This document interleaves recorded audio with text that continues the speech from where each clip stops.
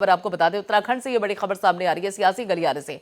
उत्तराखंड के सियासी गलियारे से अहम खबर निकलकर सामने आ रही है। बीजेपी ने यहाँ पे 2 और प्रत्याशियों की जो लिस्ट है वो जारी कर दी है। तो बड़ी खबर, अहम खबर आपको बता दें, यहाँ पर जो जानकारी सामने आ रही है उसके मुताबिक उम्मीदवारों के नामों का ऐलान कर दिया गया है। उत्तराखंड की सियासत को लेकर अगर देखा जाए तो बीजेपी और कांग्रेस आमने सामने, लेकिन इसी बीच यहाँ पे एक पार्टी और भी है जो कि अपनी दावेदारी ठोक रही है, और वो है आम आदमी पार्टी। और इस बाबत यहाँ पर अपने उम्मीदवारों को लेकर गहन मंथन सभी सियासी दल कर रहे हैं। और खासतौर पर अगर बीजेपी की बात की जाए, चूंकि खुद इस वक्त रुद्रप्रयाग में अमित शाह मौजूद हैं, तो ऐसे बाबत जो बीजेपी प्रत्याशियों की जो लिस्ट है उस पर गहन मंथन है। 2 प्रत्याशियों के नाम अभी तक सामने आए हैं। उत्तराखंड बीजेपी ने 2 प्रत्याशियों के नामों का ऐलान कर दिया है। डोईवाला और टेहरी सीट पर उम्मीदवारों का ऐलान कर दिया गया है। बड़ी खबर आपको बता दें, टेहरी से किशोर उपाध्याय को बीजेपी ने प्रत्याशी बनाया। किशोर उपाध्याय जिन्होंने अभी बीजेपी की सदस्यता ग्रहण की है, और डोईवाला सीट से ब्रजभूषण गैरोला को टिकट दिया गया है। तो बड़ी खबर आपको बता दें, यहाँ पे गुरुवार को बीजेपी में शामिल हुए थे किशोर उपाध्याय। कल ही उन्होंने बीजेपी का कमल का फूल थामा था और आज उनको टिकट मिल गया है। तो बड़ी खबर यहाँ पर आपको बता दें, किशोर उपाध्याय जिन्होंने कांग्रेस का साथ छोड़कर बीजेपी की सदस्यता ली है। उत्तराखंड बीजेपी ने 2 प्रत्याशियों की लिस्ट जारी कर दी है। डोईवाला और टेहरी सीट पर उम्मीदवारों का ऐलान कर दिया गया है। तो बड़ी खबर, अहम खबर आपको बता दें, उत्तराखंड की सियासत से अहम खबर निकलकर सामने आ रही है। टिहरी से किशोर उपाध्याय जिन्होंने कांग्रेस को जोड़कर बीजेपी की सदस्यता ली है, उनको टिकट दिया गया है। ये देखिए नाम और साथ ही विधानसभा सीट का जिक्र, और ये लिस्ट आपकी टेलीविजन स्क्रीन पर। ये देखिए, ये तस्वीरें हैं कल की, जब किशोर उपाध्याय बीजेपी की सदस्यता ले रहे थे। मदन कौशिक भी उस दौरान मौजूद थे, और कल उन्होंने बीजेपी की सदस्यता ली और आज उनको टिकट मिल गया है। और अब बताया जा रहा है कि बीजेपी के चुनावी चिन्ह पर किशोर उपाध्याय भी चुनावी मैदान में।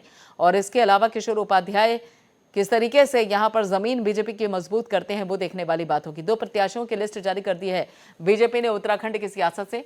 अहम खबर जो बताया जा रहा है, टोईवाला से टेहरी सीट पर उम्मीदवारों का ऐलान कर दिया गया है।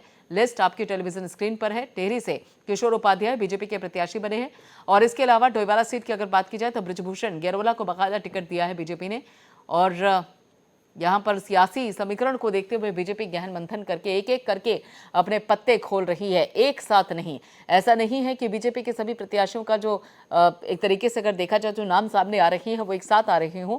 एक एक करके यहाँ पर बीजेपी अपने पत्ते खोल रही है। टेहरी से किशोर उपाध्याय जिन्होंने कांग्रेस का साथ छोड़कर बीजेपी की सदस्यता ली, उनको टिकट दिया गया। ब्रजभूषण गैरोला डोईवाला से इनको बाकायदा टिकट दिया गया है। और ये 2 अहम नाम बीजेपी के चुनावी चिन्ह पर चुनावी मैदान में ताल ठोकते हुए नजर आएंगे। तो 70 विधानसभा सीटें उत्तराखंड की, और उन 70 विधानसभा सीटों पर उम्मीदवारों के नामों का ऐलान बहुत ही सोच समझ कर किया जा रहा है। किशोर उपाध्याय जिनको जगह दी गई है इस बार, और इस बाबत उनको टिकट भी मिल चुका है, और वो टेहरी से चुनाव लड़ते हुए नजर आएंगे। किशोर उपाध्याय के अलावा यहाँ पे ब्रजभूषण का भी नाम सामने आया है। और इसी बाबत आगे की जानकारी देने के लिए हमारे संवाददाता अंकित त्रिवेदी हमारे साथ जुड़े हुए हैं। अंकित, अभी कल ही अगर देखा जाए तो किशोर उपाध्याय ने बाकायदा बीजेपी की सदस्यता ली और आज उनको टिकट मिल गया, लेकिन कई लोग ऐसे हैं जो बीजेपी में लंबे समय से काम कर रहे हैं, टिकट की उम्मीद लगाए बैठे हैं, लेकिन आज भी उनके हाथ खाली हैं। तरीके से किशोर उपाध्याय की बात करें तो किशोर उपाध्याय उत्तराखंड के अंदर एक बड़ा नाम है, एक बड़े चेहरा है, कांग्रेस के वरिष्ठ नेता रहे हैं। अगर हम कहें तो बिल्कुल इसमें कोई संदेह नहीं होगा, राहुल गांधी के काफी विश्वास पात्र और करीबी माने जाते हैं। किशोर उपाध्याय प्रदेश के प्रदेश अध्यक्ष रह चुके हैं। अगर हम बात करें 2002 में एनडीए की सरकार में वो केंद्रीय मंत्री भी रहे हैं। तो किशोर उपाध्याय को भारतीय जनता पार्टी ने कल सदस्यता दिलाई। जो केंद्रीय मंत्री है प्रहलाद सिंह पटेल, वो सदस्यता के समय मौजूद थे। अगर हम बात करें प्रदेश अध्यक्ष उत्तराखंड के मदन लाल कौशिक, वो भी उसमें मौजूद थे। लेकिन भारतीय जनता पार्टी इस बार जो विधानसभा का चुनाव है उसको भारतीय जनता पार्टी की तरफ से प्रत्याशी उतारे जा रहे हैं। वो तमाम ऐसे चेहरे हैं जो तमाम अन्य दलों से आ रहे हैं। अगर हम बात करें कांग्रेस के तमाम नेता हैं, आरपीएन सिंह एक बड़ा नाम है उत्तर प्रदेश के, उन्होंने भी 3 से 4 दिन पहले भारतीय जनता पार्टी के मुख्यालय में सदस्यता ली थी। वो भी राहुल गांधी के काफी करीबी थे, झारखंड के प्रभारी थे। तो भारतीय जनता पार्टी भी कोई भी ऐसी कसर मात नहीं छोड़ना चाहती है। उत्तराखंड की बात करें, यूपी की बात करें, गोवा की बात करें, पंजाब की बात करें, या नॉर्थ ईस्ट में चुनाव है वहां की बात करें, तमाम विपक्ष के लोग भारतीय जनता पार्टी की सदस्यता ले रहे हैं और भारतीय जनता पार्टी उनको इस बार विधानसभा चुनाव में प्रत्याशी के रूप में उतार रही है। तो देखिए, लेकिन देखने वाली बात यह होगी जिस तरीके से भारतीय जनता पार्टी का केंद्रीय नेतृत्व या प्रदेश नेतृत्व एक रणनीति के तहत काम कर रहा है, यह भारतीय जनता पार्टी के लिए कितना फायदेमंद साबित होगा। जिस तरीके से अगर हम बात करें किशोर उपाध्याय की, किशोर उपाध्याय भी एक बड़ा नाम उत्तराखंड के अंदर है, लेकिन उनको टिहरी से टिकट दिया गया है। अगर हम बात करें उत्तराखंड के जो मुख्यमंत्री पुष्कर सिंह धामी, उनको खटीमा से दिया गया। सतपाल महाराज उनको चौबट्टा खाल से दिया गया। लेकिन भारतीय जनता पार्टी जो विपक्ष के लोग आ रहे हैं उनको भी टिकट देने का काम कर रही है। लेकिन देखने वाली बात यह होगी कि इस बार विधानसभा चुनाव में भारतीय जनता पार्टी पार्टी के जो विपक्ष के लोग आ रहे हैं, जो बागी विधायक हैं, उनको किस तरीके से मैनेज करेगी, उनको किस तरीके से आने वाले चुनाव में जो विपक्ष के लोग आ रहे हैं भारतीय जनता पार्टी को कैसे बहुमत की सरकार बना पाएंगे। बिल्कुल, और अगर देखा जाए चुनाव के अंदर एक एक सीट की अपनी कीमत होती है अंकित, और ऐसे में जिस तरीके से बाहर से आने वाले लोगों को भी टिकट दिया जा रहा है, जो दूसरे दलों से बीजेपी की सदस्यता ले रहे हैं उनको टिकट दिया जाता है, कल सदस्यता लेते हैं, आज उनको टिकट मिल जाता है। वही मेरा सवाल है कि कहीं ऐसा तो नहीं है कि जो कार्यकर्ता यहाँ पे लंबे समय से, जो नेता यहाँ पर बीजेपी में लंबे समय से जुड़े हुए हैं, धरातल पर जो काम कर रहे हैं, उनका एक असंतोष बीजेपी के लिए उन चुनावों में भारी पड़ जाए?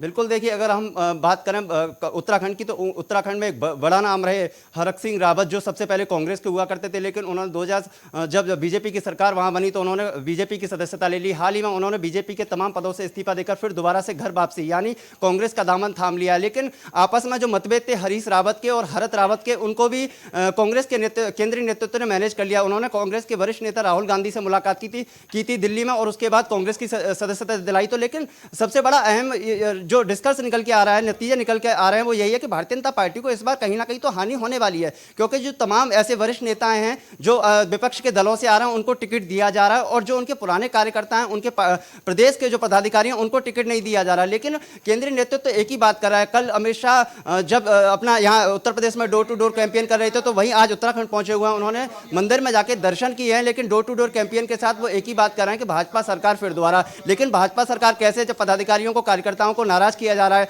लेकिन भारतीय जनता पार्टी के चाणक्य कहे जाने वाले अमित शाह अब खुद ग्राउंड जीरो पर उतर गए, कार्यकर्ताओं को मनाने के लिए, पदाधिकारियों को मनाने के लिए। प्रियंका, बिल्कुल, और वो दिख भी रहा है कि आज रुद्रप्रयाग में वो मौजूद है, जहां पे डोर टू डोर कैंपेन भी करेंगे, बाकायदा संबोधन देते हुए भी नजर आए।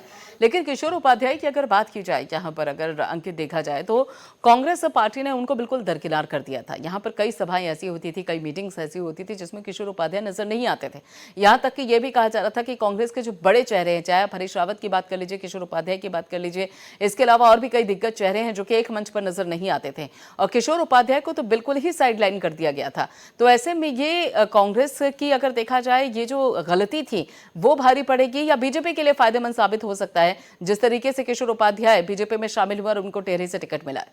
बिल्कुल, अगर प्रियंका इसी स्थिति को हम देखें तो उत्तर प्रदेश के साथ, मध्य प्रदेश के साथ इस स्थिति को बिल्कुल जोड़ा जाए, क्योंकि अगर हम बात करें ज्योतिरादित्य राज सिंधिया, वो एक राजा परिवार से, और उनको कांग्रेस से जब उन्होंने कांग्रेस के तमाम पदों से इस्तीफा दिया था तो भारतीय जनता पार्टी की सरकार में वो आए, और केंद्रीय मंत्री उड्डयन विभाग जो प्रमुख मंत्रालय, उसका जिम्मेदारी दी गई। जितिन प्रसाद की बात करें तो उत्तर प्रदेश में जो केंद्रीय मंत्रिमंडल का मोदी सरकार में विस्तार हुआ, उनकी अहम जिम्मेदारी दी गई। उसके बाद अगर हम बात करें अदिति सिंह, उन्होंने भी बीजेपी की सदस्यता ले ली, और जो विधायक है मौजूदा में, तो ऐसे में आरपीएन सिंह के बाद अगर हम बात करें तो किशोर उपाध्याय उत्तराखंड के अंदर एक बड़ा चेहरा और एक बड़ा नाम है, प्रदेश अध्यक्ष रहे, तमाम पदों की जिम्मेदारी भारतीय कांग्रेस की रही है, और उन्होंने अगर भारतीय जनता पार्टी की सदस्यता ली है तो भारतीय जनता पार्टी को कहीं ना कहीं तो फायदेमंद होगा, क्योंकि भारतीय जनता पार्टी एक ऐसी पार्टी है रणनीति के तहत काम करती है। अगर हम बात करें कि कांग्रेस की क्या नाराजगी थी या फिर किशोर उपाध्याय की कांग्रेस के प्रति क्या नाराजगी थी, तो इसमें बिल्कुल साफ यही है, किशोर उपाध्याय के कई भारतीय जनता पार्टी के वरिष्ठ नेताओं के साथ फोटो वायरल हुए थे, जिसको कांग्रेस के केंद्रीय नेतृत्व संज्ञान लिया और उनको 6 साल के लिए पार्टी से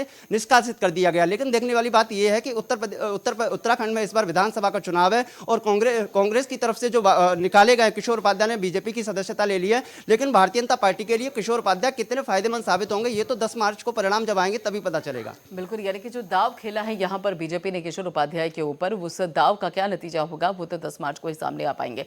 लेकिन यहाँ पर अगर गिरोला साहब की बात की जाए, उनकी जो मजबूती है वो कितनी नजर आती है, क्योंकि दाव तो उन पर भी खेला है बीजेपी ने।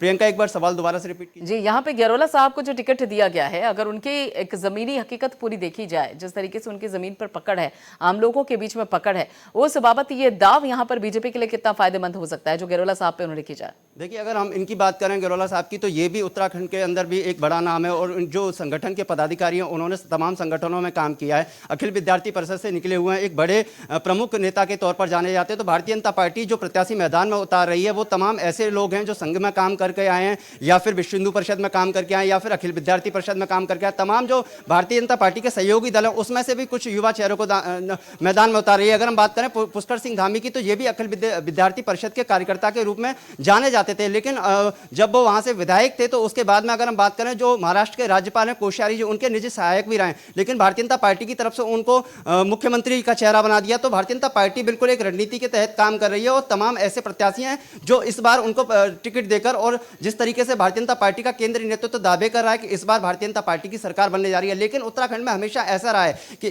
5 साल के लिए एक सत्ता काबिज रहती है, 5 साल के लिए दूसरी सत्ता काबिज रहती है, लेकिन उत्तराखंड बिल्कुल, के और वहां पे चलन मुख्यमंत्रियों को बदलने का भी रहा है, ये भी सबसे बड़ा फैक्टर वहां पे काम करता है। चलिए, बहुत बहुत शुक्रिया अंकित, सारी जानकारी के लिए।